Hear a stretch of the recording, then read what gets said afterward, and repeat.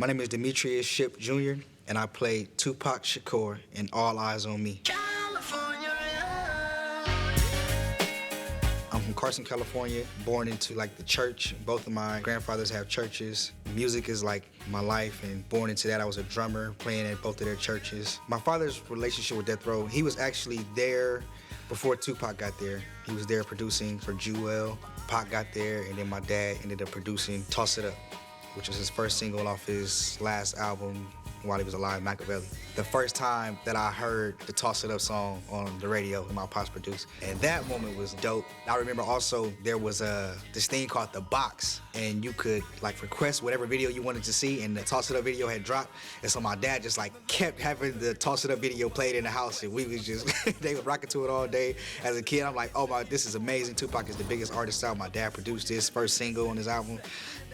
Yeah, that was very dope. As an artist, he was the great of his generation. You know, honestly, with me being so young at the time, he had those 3 albums, but how strong he came when he got out with those albums, it was everybody really thought that he was on Death Row longer than he really was. He was only there for 9 months. The first time I heard it look like Tupac, I don't know who. I just remember in high school, that's when I first was getting called Pac every day. That was my nickname. Did I ever think that this would actually happen? No. My boy told me about this, and I didn't even want to audition for the role back in 2011, but he was adamant for some strange reason, like I have to do it because people say I look like Tupac. It's you have to. And so I waited till the last day and did my audition. I just want to be me. You don't have that luxury, son. I seen what the moment did to you. How long you gonna stay clean this time? I've been clean almost 2 years. And now, out of nowhere, you want to be mama. Ain't nothing happened. The first audition I did back in 2011 was the piece that they had you do from the internet. They said you have to submit the monologue, which was the court case. I also had to do a rap, and I had to do some pictures. And I waited till 30 minutes before the deadline to turn my tape in. And 6 years later, here we are.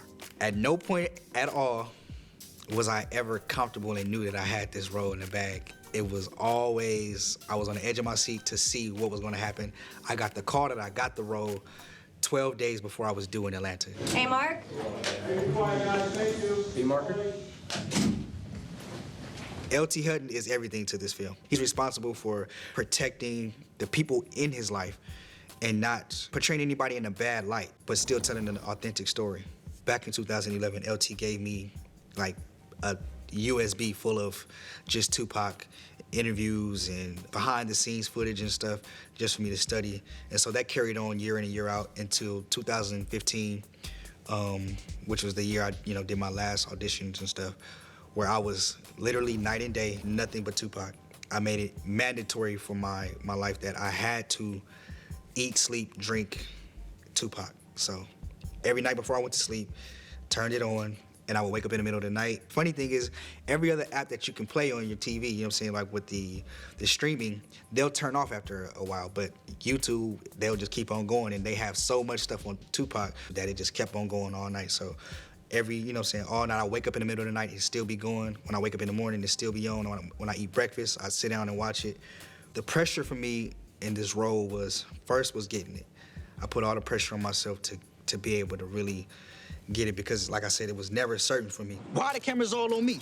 And in the report and all these charges, I didn't do nothing. I'm charged with being in concert with some guy. Well, where they at? Why me? Because I'm Tupac?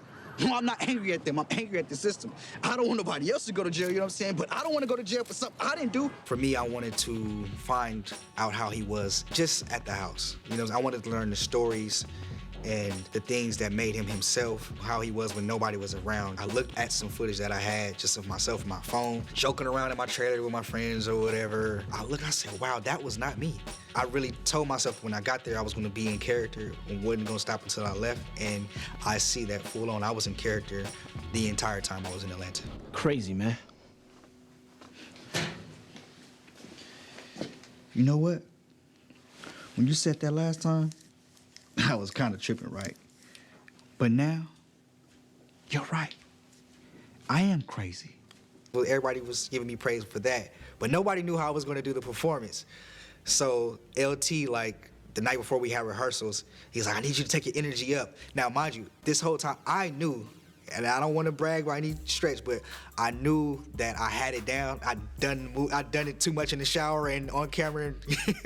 So I knew that I would deliver that. I would have to say Benny gave me that freedom, you know, to be able to just express it how I felt it or whatever, you know. So he was very dope to work with. It was very much a pleasure to, you know, to be with somebody that's been in this business and has the knowledge and the work history that he does.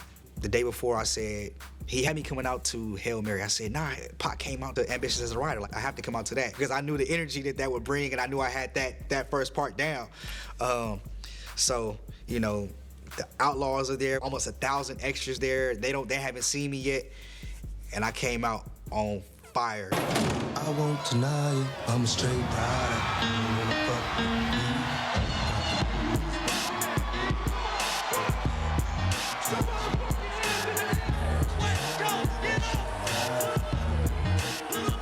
The crowd was going crazy. It was really like a concert. When I got off from that first one, everybody was surprised, stunned.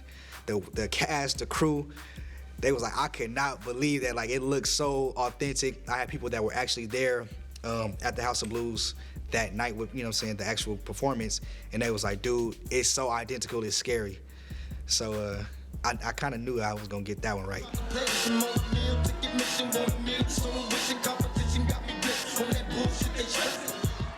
I've always wanted to experience what it's been like to have the crowd move and vibe and sing your lyrics and, you know what I'm saying, have that energy. And so that moment was, I mean, amazing. It was the best day of shooting. I was hurt, my back was messed up, but I would have done it literally all night long. Like, I could have, if they would have said, we need 10 more takes of this, because I had to do it straight through.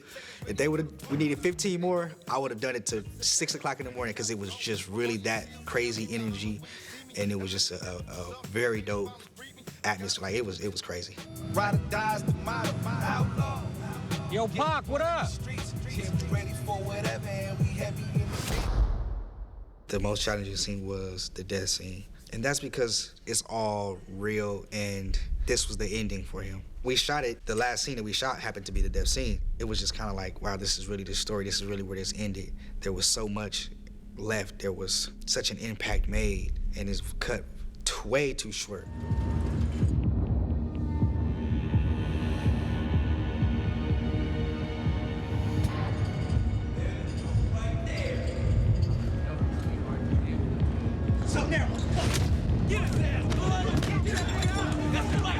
I think that the story needed to be told just because everyone has their own painted perception of Tupac on what he was up against as a man that was 25. I am extremely proud. I am thankful. Tupac means a lot to everyone across the world. So I'm happy that people are going to really be a part of history. I